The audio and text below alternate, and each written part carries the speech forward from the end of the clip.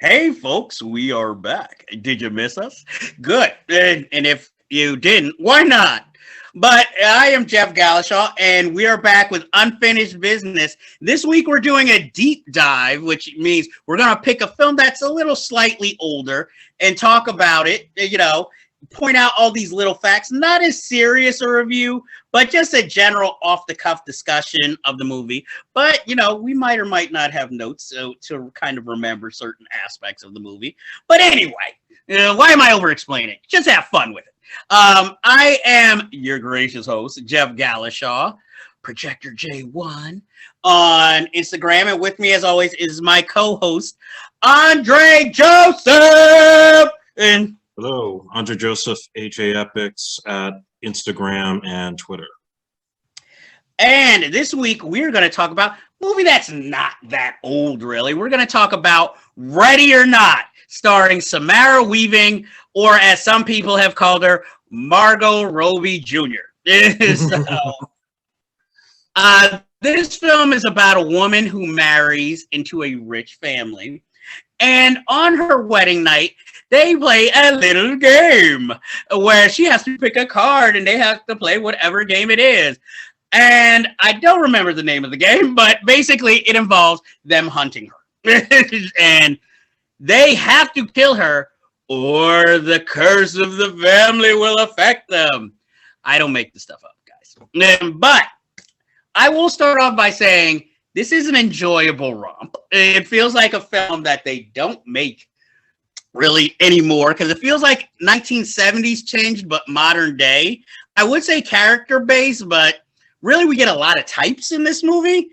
We sort of get to know Samara Weaving's character, and, she ends up being Ripley from the Alien movies. That's how much her character goes through and has to survive when we think she's just a weakling, that poor blonde girl. And, the film sets the tone already because we know that all of the rich family is in black. She's the only one wearing white. So it's sort of like they have on these hunting vests of black. So don't shoot that one. They're in black. And, and anybody in white, shoot them. Which could have had a real racial overtone if there were more people of color in this movie, which there aren't. There's maybe one Asian character, and very minor. This movie, me and Andre saw together, actually, in the theater at, what was the name of that theater again? The Alamo Draft House. Exactly. Was that one of our first movies there together watching it? It might have been. I can't. Yeah, I think the only movie we saw before that was Midsommar together. That's right. Yes, we saw Midsommar first, and then we saw that a month later. Yeah. So this is like our second movie, and I'm not gonna lie, I might have dipped into the alcohol a little while watching the movie, which to me enhanced the movie. But one thing that became glaringly, I thought about this recently, that could change the way you look at the movie, actually. Even though this movie tries to tell us she's so in love with this character and wants to have a family with him, I think she's a gold digger. Because notice at the wedding, no friends or family are present. And no offense to the actor, she's very good looking. He's not that good looking. Of course, we could just be like, she likes his personality, but watching the movie, he doesn't have one. And he's like a kind of a double-edged spy, because one minute, I want to save you. No, I'm loyal to my family. I want to save you. I'm loyal to my family. He's so wishy-washy. What was the magical element before this that was like, other than his money, that she was like, yeah, I want to marry this dude? And I think if you look at it that way, it makes the film even darker because it's like this gold digger, is kind of having the tables turned on her. First of all, do you what do you think of that theory? I'm possessed here. What do you think of that theory? It's a good theory, and it actually does make the movie more interesting when you really think about it. It's like you have already somebody with malicious intent from the start, but then you have people that are much worse that she's trying to scam. It just makes it even more interesting, and I think brings credence to like even the way the movie ends, like just her reaction after all that goes down. It's like, what the fuck did I get myself into kind of feeling. And if that's the case, I think that makes a movie far more worth watching. Okay, I'm happy one of my theories has made it through. But also, like, other questions I have about the movie, but I think I could have set it up for some sequel prequels, because, okay, you get married into this family and they're supposed to kill you, but how come all the other people have their marriages and they are alive? Like, what games did they have to play? And how come the family, you know, the curse didn't affect them and these people obviously lived? And so I didn't understand that. And since they're in all such horrible marriages, there go your prequels. We show what led up to that, sort of like the Smoking Aces prequel. That went straight to video. Because, like, for instance, the daughter is obviously a cokehead, and which no one acknowledges. She's married to a very effeminate male, but yet has kids. So it's like, what the fuck is going on there? You know, I'm not trying to assume anything, but that seems like a comedic sequel. And then what is happening in Adam Brody's marriage that is like, Who's Afraid of Virginia Woolf, except without the comedy and more drinking? You know, I thought that would have even been an interesting prequel. But also, why is there like their butler like this unstoppable Terminator henchman and who sings opera? Like, it's an interesting element, but it was just like, huh? I'm trying to think other aspects of this movie that are just, I mean, it's a good movie, but it just makes you question, like, it's just so off the wall. I would expect nothing less from the directors, Tyler Gillette and Matt Bettinelli Open. Sorry if I got the pronunciation wrong, known as Radio Silence, who directed a segment of the anthology horror film VHS, I believe, which was one of the acclaimed segments of the film. Or might have, I think, we'll see. I hope I was right there. Or people are going to be writing in, no, it was not that movie. It was a different horror anthology. Get it right, Gallashaw. But also, they're going to be the directors of Scream 5, which, strangely, I'm kind of looking forward to. Because I only dislike Scream 3. So, I actually like 4, so I'm looking forward to 5. And, you know, if they want to Fast and Furious this, I'm all for it. It's in stable hands, at least for right now. Because, obviously, we can't bring Wes Craven back for various reasons. So, let's see. What other things did I write down? We got Annie McDowell playing against type as sort of a villainess. And this is a film role other than Beauty Shop, where I actually liked Annie McDowell more in this type of role. You know, because, again, it's so against type, you never see her in this type of role. And she does it so well. You know, I'm just like, okay, I got to give it to her. And I was like, and also, I think another reason why people might like this film is because it kind of goes into the conspiracy theory that all rich, successful people must have pacts with the devil. That's how they stay rich, you know? And when their clan dies mysteriously, we make it seem like an accident, but maybe it was otherworldly and supernatural. And so I'm just saying, maybe that's why, you know, it's likable other than it's just a likable movie. Let's see. It's obviously a Canadian film, no offense, because everybody is pale. Just saying, everybody is. And of course, Henry Kazerny is one of the main matriarchs of the family villain, a well-known Canadian actor. So, again, this is a movie I kind of wish had a sequel. I don't know how you do it, but I'm just saying, if anybody wants to make a prequel, you can take my ideas, but pay me. Also, I want to know, since the other survived, what were the other card games that she could have played and, like, not have to go through the death ceremony here? Like, like, was there Hangman? Was there, sorry to buy the title from another movie, was there Truth or Dare? You know, why, like, it doesn't have to be this hunting. I mean, I know for the story of the film, but I want to know what were the other games. You know, that could have been interesting. Yeah, like Uno or maid game, like stuff like that. Oh, Old Maid? Yeah. Was there ever a Guess Who? I think there was like a Guess Who reference in there. Why not? What, Parker Brothers wouldn't let it go through? And yeah, they should have done it. I don't know if it would have been as exciting if they had to play Sorry or Risk. And Risk would have been interesting. Would have Crossfire. Oh, Hungry Hippos. I Hippo. could see the CGI. And you know, it's just like, why? I mean, obviously for the movie to work, we know why, but it's just like, the opportunities write themselves here. And I think it's good because also this was a good starting point for audiences to remember Samara Weaving, because she's been in a bunch of action and horror films ever since. She was very good in this. Exactly. She's usually good in most films that she's in. So, you know, this was the first one that I think really made it to the big screen and was notable. I mean, she was in that movie Mayhem, but that more or less, you know, stayed straight to streaming. And then there was, oh God, the one with Elijah Wood, Guns Akimbo. No, sorry. Elijah Wood's twin, the kid, Daniel Radcliffe, who starred in Harry Potter, Guns Akimbo, and where she looked drastically different.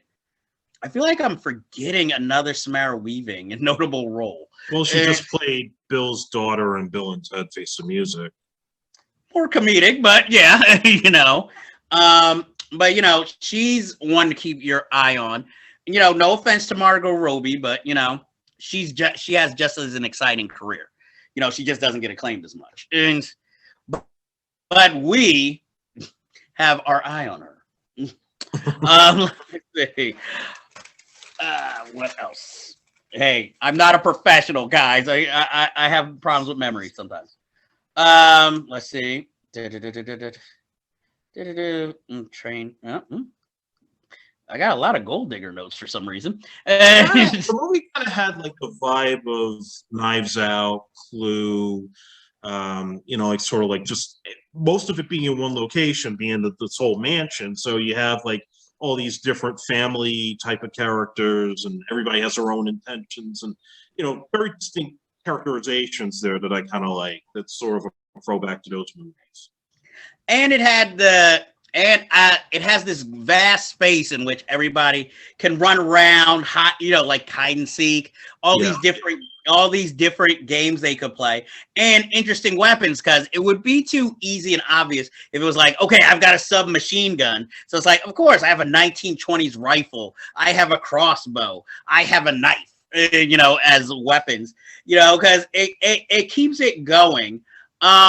And I like that the most devilish character, or the most devilish looking character, barely does anything. The aunt with that hairdo, and you know, she just looks like a Satan worshiper. And then it's like, oh well, and I'm like, she killed her fiance. Was that the last time anybody killed a fiance? Because everybody else has successful relationships in this family.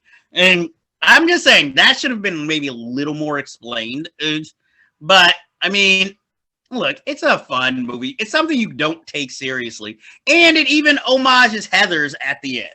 And with that final image, which to me is just perfect. You know, yes. I mean, it's not the best movie I've ever seen, but I think it's a fun, recent film. It's like you said, if you want something like with a Knives Out vibe, less dramatic and, you know, no ridiculous accents, go with this one. Or, you know, a nice double feature if you thought, what was missing from Knives Out? The action. You know, you had a lot that you couldn't get a Knives Out. Yeah. Now, my question though, would you characterize this more as a horror film or an action film? More of a horror movie, in my view. Interesting. I want to put it in horror because of that supernatural element, but I still felt like it was more of an action film, just because, you know, for the most part, it's action, and then like that in the third act, that's when we really get that more horror feel. Like, what the fuck? And, and I mean, I also just like that most of the deaths, for the most part, throughout the movie are kind of disposable. And the only part of this movie that I truly felt was shocking, again, spoiler, they fucking kill the kids. I was like, I was not expecting that. Which also brings up, for me, another point. Now, if the whole clan is wiped out because of this curse, does that go for that? Obviously, that was all immediate family. But what about those like kind of on the fringe family members? Are they gonna suffer it too? They should. They're all part of the clan, so why not? So I figure, okay, we can explain their deaths because, fire, and we'll just say, oh, they all died in a fire. But what about those other, like, the people who actually exploded wherever they were? Like, how do we explain those? I mean, I know we're not supposed to care, but just, humor me with that. That's where you need a sequel. Exactly. And now, since she's the only surviving member of the family by marriage, does that mean she inherits the money? I would think so. The way she kind of looked at the end. But here's another question. If she's in the family by marriage, just like the others, shouldn't she have exploded too? Well, it's a movie, so... Okay, yeah, I know, but I'm just saying. If we're going with that theory, why is she still alive? Now, that would have been an interesting... she's laughing, smoking, and that would have been like, now that's how you do it. That's how you make an original movie.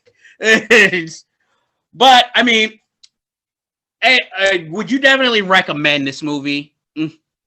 Oh, absolutely. It's a lot of fun. And I remember when we saw it, I kind of had low expectations because I didn't know what to expect. And then I was actually surprised how much I enjoyed it. I only had faith in the film. I liked the trailer, and also because I liked the director's previous work. That was why. And I mean, Samara Weaving was the only person other than Adam Brody who I recognized in the cast. And I'll admit, I've got a weak spot when Adam Brody's in a movie, but I was glad it was quality that, ended up being quality because, I mean, Adam Brody starred in a skateboarding film, too. You don't see me talking about that movie yet. But if you had to give it a scale of no stars to 5 stars, what would you give it? 3 stars. I would actually, I want to give it 3, but I got to give it a little extra. I got to give it 3.5 because I really enjoyed it more than I expected to. And I just feel like, and I like a dark film, a dark comedic action horror film, I guess. Because to me, it's a rarity because everybody's so afraid of offending people. Yeah, this possession. But, I like that it went on its own morals. I mean, it wasn't obviously going to be a film that would cause controversy. But, I like it when a film goes balls to the wall. Yeah. Almost literally. So, and I like that it was more of a secluded film. So it wasn't like she's running through the streets like this some big action movie, like, help me.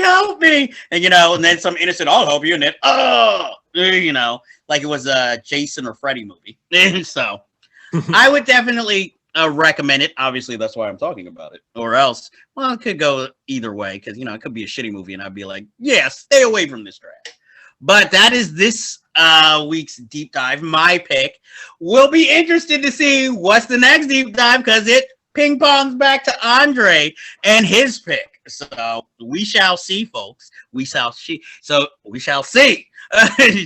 please come back so you can see me keep flubbing and also to see what film will Andre choose. In fact, I'm going to make that the theme of the next deep dive. What film did Andre choose? But as always, we have unfinished business. Or we have business that is unfinished, actually. Yeah. No, I have not been drinking, actually. But before we go, I have to ask, Andre, is there anything you'd like to plug? Anything you want to say to the folks? Go for it.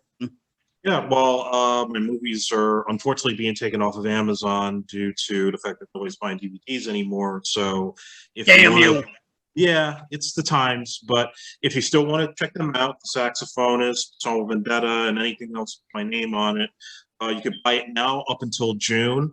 And if you can't buy the DVDs, all the films are up on Video On Demand. And you can check out some of my old blogs and maybe some new ones that I'll write soon at Coast Blog. So check that out. And yeah, follow me at ajepyxproductions.com for all of my updates on my films. And if you all buy enough, maybe he'll come out with a Blu-ray special edition. You never know. I am Jeff Gallashaw. Again, I told you where you can find me on Instagram. Why weren't you listening? But also, you can check me out, Jeff Gallashaw, on Facebook, where I write opinions sometimes and read others a lot. Yes, I had an interesting comment for Paul Schrader, who never answered me back. But that's a story for another time. But before I go, I must ask you guys, have you seen PG Psycho Gorman? If not, why not? Because it is fucking awesome. And Andre Joseph, what movie is fucking awesome to you recently that you want to tell the folks about? Have you seen the movie Freaky? If not, why not? Because it's fucking awesome. And there you go, folks. That is our unfinished business for this week. But as you know, we'll be back. Because why? Because our business is always unfinished, ain't it? So until next time, wishing you all well. I wish you all wealthy and healthy. And if anybody wants to write a comment, we need the mail. We're in quarantine. We need something to keep our minds afloat. We miss you. Or we want to know you're watching at least. Come on. So until then, I can't say the balcony is closed because, you know, even though movie theaters are open, I'm not going. But until next time, we'll be here on Zoom and we'll keep making content for you to watch. And so, hope it entertained you, and I hope you liked it. See you, folks.